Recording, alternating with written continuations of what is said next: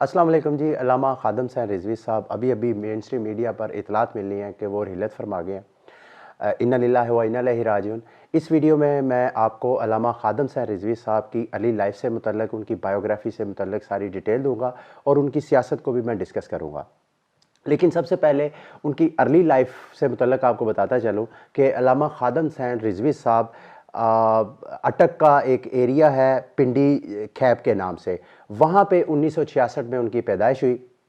علامہ خادم حسین رضوی صاحب کے بھائی جو ہیں وہ آرمی سے ان کا تعلق تھا،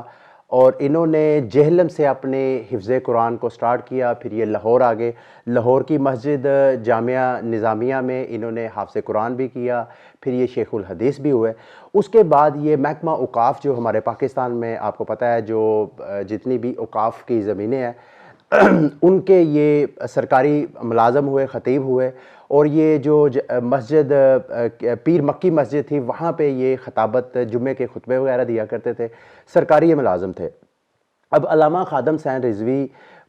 دیگر جتنے بھی اوقاف کے خطیب ہیں یا سرکاری ملازمین ہیں ان کی طرح ایک عام سرکاری ملازم تھے، لیکن ان کو کیسے ایک دم بوم ملی، وہ بوم ان کو ملی جو سیاست میں بھی ان کی انٹری کی وجہ بنی، وہ بنی سلمان تاثیر صاحب کا واقعہ۔ آپ کو یاد ہوگا سلیمان تاثیر کو ان کے اپنے گارڈ ممتاز قادری نے قتل کر دیا تھا۔ وجہ کیا تھی کہ سلمان تاثیر صاحب نے جو ہمارے ملک میں بلاسفیمی کے لاز تھے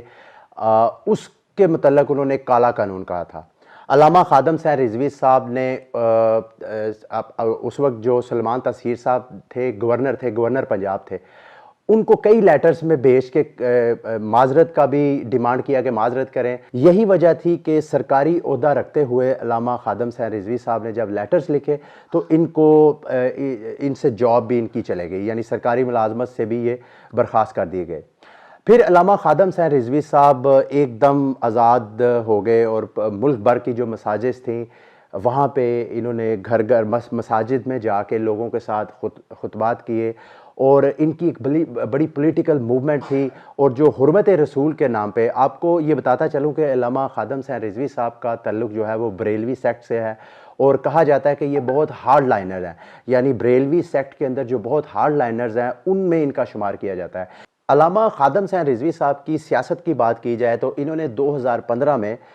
جب ممتاز قادری صاحب کو پھانسی کی سزا سنائی گئی، اس وقت انہوں نے اپنی سیاسی جماعت کا آغاز کیا تحریک لبیک پاکستان کے نام سے۔ علامہ خادم حسین رضوی صاحب مولانا اشرف جلالی صاحب کے پہلے ساتھ مل کے سیاست کرتے رہے، پھر ان کے راستے جدا ہو گئے۔ لیکن علامہ خادم حسین رضوی صاحب کا آپ کو یاد ہوگا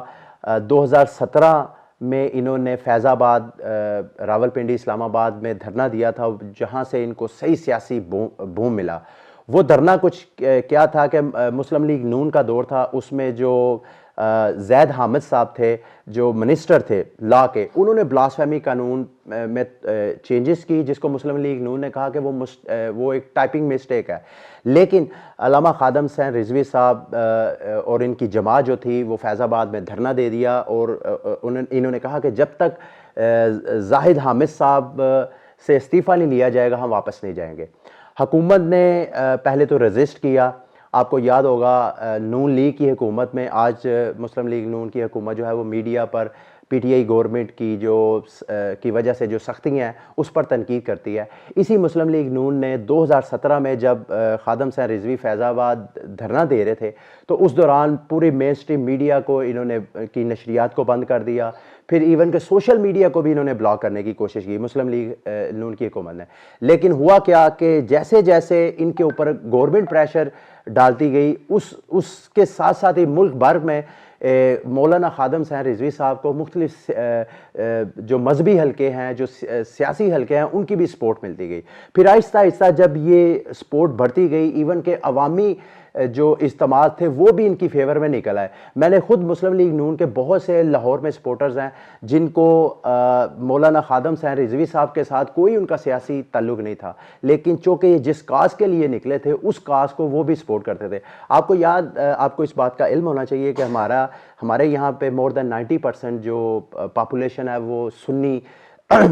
فرقے سے تعلق رکھتی ہے۔ تو جو حرمت رسول کا جو نعرہ مولانا صاحب نے لگایا تھا اس کو سپورٹ کرنے کے لیے عوام بھی باہر نکلی، اور جیسے ہی پبلک پریشر کو دیکھا تو نون لیگ کی حکومت نے زاہد حامد صاحب کو فارغ کروا دیا، اور یہ دھرنا جو جیسے ختم ہوا اس کی بھی ایک اپنی ہسٹری ہے۔ پھر 2018 میں آسیہ بی بی کو جب سپریم کورٹ آف پاکستان نے ریلیز کیا، اور جسٹس آصف سعید کھوسہ صاحب نے جو ریمارکس دیے، اس ریمارکس کے اوپر بھی یہ انہوں نے تحریک لبیک کے جو سیاسی لیڈران تھے، جن میں خادم صاحب رضوی صاحب بھی پیش تھے، انہوں نے تو یہاں تک کہہ دیا کہ جو سپریم کورٹ کے ججز ہیں وہ واجب القتل ہیں۔ اور جب یہ کہہ دیا تو اسٹیٹ کے سارے انسٹیٹیوشنز جو تھے وہ الرٹ ہو گئے، کیسے ایک ملک کی جو سب سے بڑی عدلیہ، ان کے جو ججز کے اوپر اس طرح کے جو بیانات دیے جا رہے ہیں، اور اگر اس طرح کا کوئی واقعہ ہو جاتا ہے ججوں کو بنیاد بنا کے، تو اس ملک کی کے اندر ایک افراتفری پھیل جانی تھی۔ تو اس وقت خادم صاحب رضوی صاحب اور ان کے جو تحریک لبیک کے جو سیاسی قائدین تھے، ان کو آرمی نے کنٹرول کیا، ہمارے اداروں نے، لا انفورسمنٹ اداروں نے ان کو کنٹرول میں لیا۔ پھر ان کے ساتھ کیا بات چیت ہوئی، لیکن اس کے بعد سیاسی طور پہ ہمیں مولانا خادم صاحب رضوی صاحب کا ان ایکٹیو نظر آئے، ابھی تک یہ ان ایکٹیو تھے۔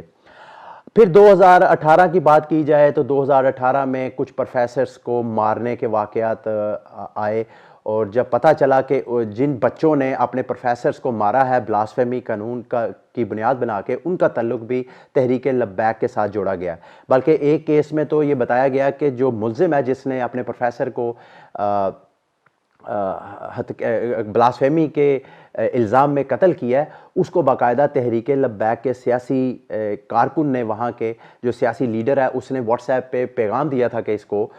مار دو، اس کو قتل کر دو۔ تو خیر یہ ان کا سارا سیاسی بیک گراؤنڈ تھا، اور ابھی اسی سال نومبر میں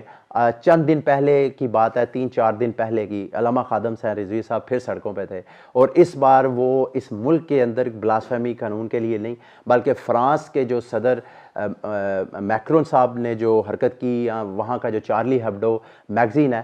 اس کے خلاف یہ احتجاجاً آئے تھے، اور پاکستان کی حکومت کو یہ مجبور کر رہے تھے کہ پاکستان میں فرانس کی جتنی بھی مصنوعات ہیں، جو پروڈکٹ ہیں، جو سروسز ہیں فرانس سے ہمارا ملک لے رہا ہے، اس پروڈکٹ اور ان کا بائیکاٹ کیا جائے، اور دوسرا یہاں کے سفیر کو، فرانس کے سفیر کو یہاں سے نکالا جائے، اور پاکستان کا سفیر تو ویسے ہی آلریڈی فرانس میں نہیں ہے، لیکن فرانس کے ساتھ سفارتی تعلقات بھی جو ہیں وہ ختم کر دیے جائیں۔ یہ دھرنا بھی 2-3 دن ہی رہا ہے، لیکن انسٹیٹیوشنز نے آ کے جو ان کے ساتھ بیچ بچاؤ کیا ہے، اور میرا خیال ہے دوسرا یا تیسرا دن ہے، مولانا خادم صاحب رضوی صاحب اسلام آباد سے واپس آئے ہیں، اور آج ہمیں مین سٹریم میڈیا پر ان کی وفات کی اطلاعات مل گئی ہیں۔ تو یہ سارا علامہ خادم صاحب رضوی صاحب کی ساری بیک گراؤنڈ تھی۔ زیادہ تر اس میں نے آپ کو سیاسی ان کی جو جد و جہد ہے اور حرمت رسول سے متعلق جو وہ جد و جہد کر رہے ہیں، اس کے اوپر ناقدین جو ہے وہ بہت زیادہ تنقید بھی کرتے ہیں۔ ان کے سیاسی جو نظریات ہیں وہ یقیناً بڑے مضحکہ کا خیز ہیں۔ آپ سوشل میڈیا پر ان کے بہت سے ایسے بیانات کو دیکھتے ہوں گے وائرل ہوتے، جن کا گراؤنڈ ریالٹی کے ساتھ کوئی تعلق نہیں ہے، لیکن بہرحال ایک سرکاری ملازم، محکمہ اوقاف کا ایک خطیب کیسے ایک دم اتنی بڑی پولیٹیکل پاور بن گیا، کیسے وہ کراؤڈ پولر بن گیا، کیسے وہ چھوٹے سے ایک عہدے سے کیسے ایک اتنا بڑا سیاسی سٹیچر اس بندے کا بن گیا۔ ظاہری بات ہے وہ خود اپنے خطبات میں کہتے رہتے ہیں کہ اس کے پیچھے رسول اللہ صلی اللہ علیہ وسلم کی یعنی دین ہے، جو کچھ ہے اللہ تعالیٰ کا اور رسول سے محبت کا سارا صلہ ہے جو ان کو مل رہا ہے۔ خیر ہر انسان کے ساتھ اچھائیاں بھی ہوتی ہیں، برائیاں بھی ہوتی ہیں، لیکن علامہ خادم صاحب رضوی صاحب کے فالوور جو ہیں ان کو اپنا پیر مانتے ہیں اور ان کے ساتھ بڑی عقیدت اور محبت رکھتے ہیں۔ سب سے یہی کہیں گے، ہر انسان جو ہے وہ غلطی کا پتلا ہے۔ اگر انہوں نے آپ کی نظر میں کوئی غلطی وغیرہ کی ہے تو آپ کو میرا خیال ہے بڑا دل کر کے ان کو اگنور کر کے ان کے لیے دعائے مغفرت کرنی چاہیے۔ تو اس کے ساتھ ہی مجھے اجازت دیجیے، اللہ حافظ۔